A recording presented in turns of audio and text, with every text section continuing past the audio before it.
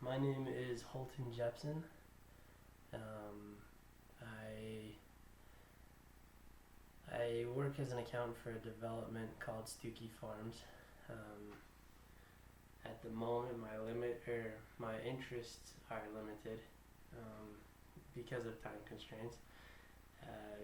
Outside of school and work, I love to be outside. Main hobbies are biking and snowboarding. Love to play basketball.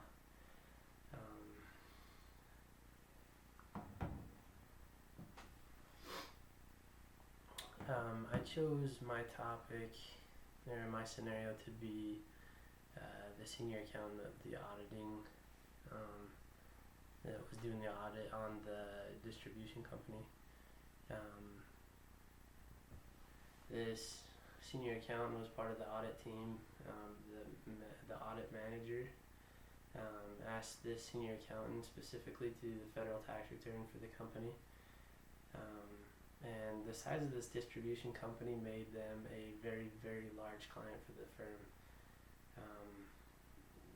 So you can imagine the pressure that was on this senior accountant. It was one of the largest companies the firm represented, but it also was the client of the managing partner of the firm. So even more so, just because it's the biggest client, even more so, it was the client of the managing partner. So obviously, there's some pressure from the top to get this tax return correct. The problems began after the senior accountant discussed with the audit manager the need to complete statistical sampling for inventory. The inventory of this company was not like a mom and pop store where you could go out and count the number of items.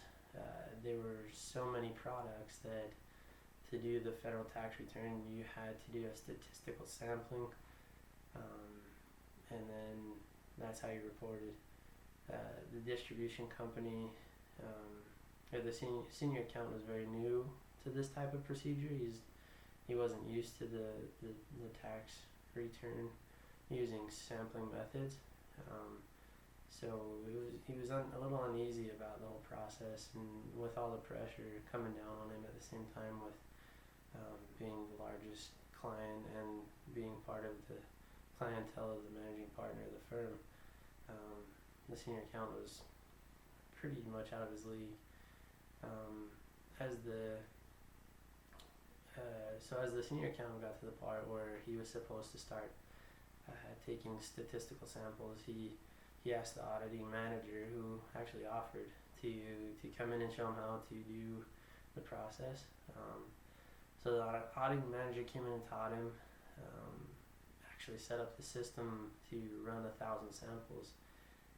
But the strange thing was that the auditing manager told the senior accountant that he was to pick the most advantageous samples or sample out of these 1,000 samples to benefit the company. When asked why, it was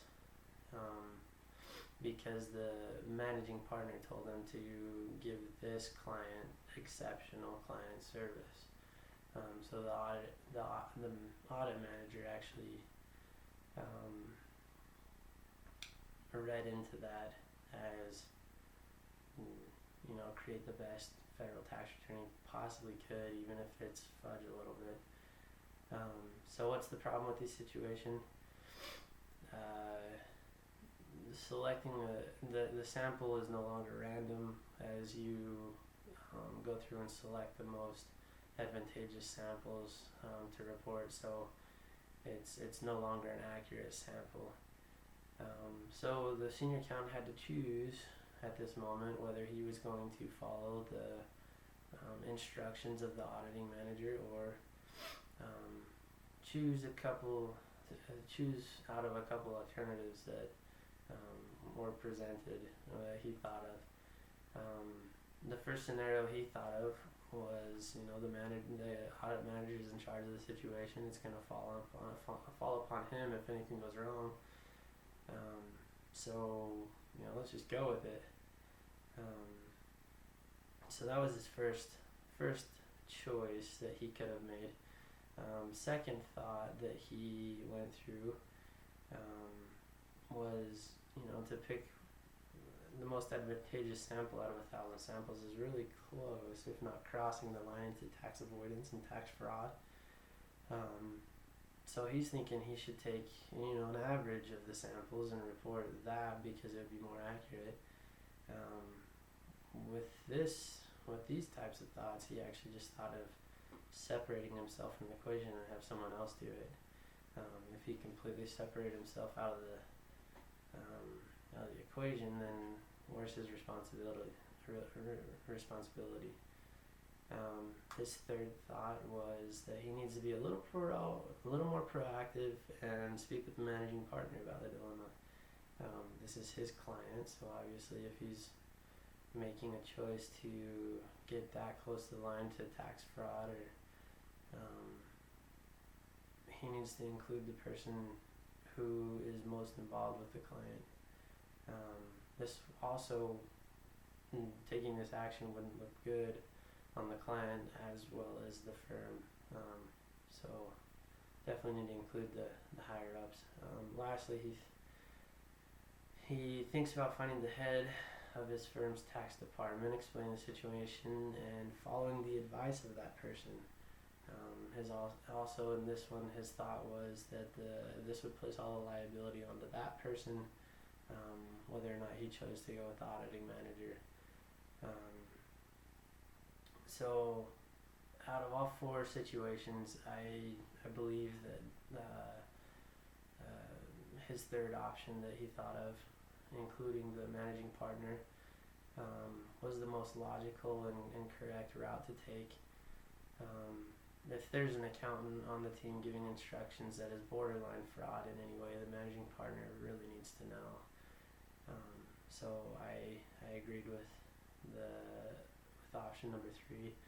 In real life, the senior accountant actually took option number 1, and it's kind of funny because he mistakenly misplaced the paperwork, and so it just